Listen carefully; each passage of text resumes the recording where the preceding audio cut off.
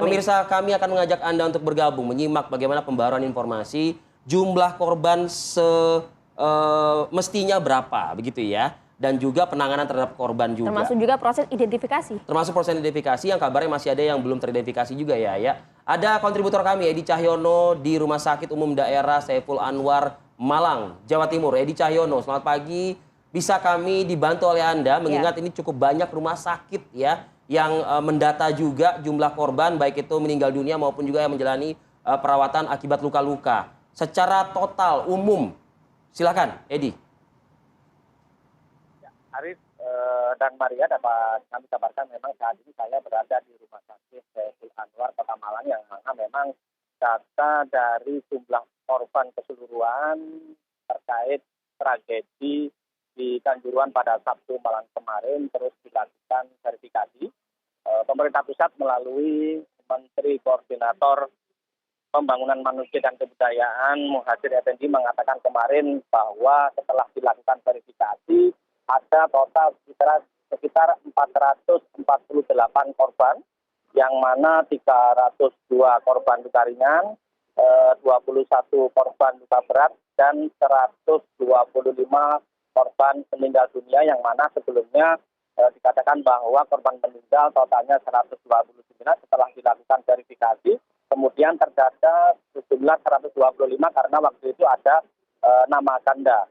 Dan kemarin Rumah Sakit Saiful Anwar Malang juga telah menerima sejumlah korban meninggal dari sejumlah rumah sakit, baik Rumah Sakit Umum Daerah Kepanjen dan Rumah Sakit Wabah Wisata. Ada sekitar 21 orang yang memang belum teridentifikasi. Kemudian kemarin sejumlah tim identifikasi juga melakukan identifikasi pada pukul 5 sore dari 21 korban yang belum teridentifikasi. Hasilnya semuanya dapat teridentifikasi dan sudah diambil oleh keluarganya masing-masing. Arif Adil. Oke, artinya sudah teridentifikasi semuanya, tapi bagaimana juga dengan korban yang masih mengalami luka berat? Dalam hal ini kalau tidak salah kemarin kita update ada beberapa korban yang mengalami gegar otak. Edi. Ya, memang ada beberapa korban yang saat ini mengalami perawatan di sejumlah rumah sakit, baik Rumah Sakit Umum Daerah Kepanjen, Rumah Sakit Wabah Wisata, dan Rumah Sakit Saiful Anwar Kota Malang. Dan rata-rata para korban yang mengalami luka berat ini memang masih menjalani perawatan, terutama karena mereka mengalami patah tulang, mengalami gangguan pada bagian saluran pernapasan, serta mengalami trauma. Begitu, Maria. Edi Cahyono, mengingat ini sudah menjadi perhatian juga dari Presiden Republik Indonesia yang sudah menugaskan sejumlah menterinya. Anda tadi menyebut ada Menko PMK Pak Muhadjir Effendi juga ya, Edi. Bagaimana pelaksanaan implementasi di lapangan? Seperti misalnya pengantaran jenazah, mengingat jumlah ambulans yang dibutuhkan cukup banyak pastinya dari sejumlah rumah sakit. Dan juga bangsal-bangsal perawatan, termasuk ketersediaan tenaga medis dan obat-obatan. Ya, dari pantauan kami di lapangan memang banyak sekali jumlah korban yang dirujuk ke sejumlah rumah sakit. Namun kemarin berdasarkan hasil koordinasi dari pemerintahan pusat, dari pemerintah provinsi dan pemerintah setempat seperti Kabupaten Malang dan Kota Malang, mereka menyatukan visi dan berharap penanganan korban tragedi Sabtu malam pertandingan antara Arema FC dan Persebaya Surabaya dilakukan secara khusus dan secara spesifik, artinya harus ada perhatian khusus. Terkait dengan ambulan, memang semua ambulan dari wilayah Malang Raya, dari sejumlah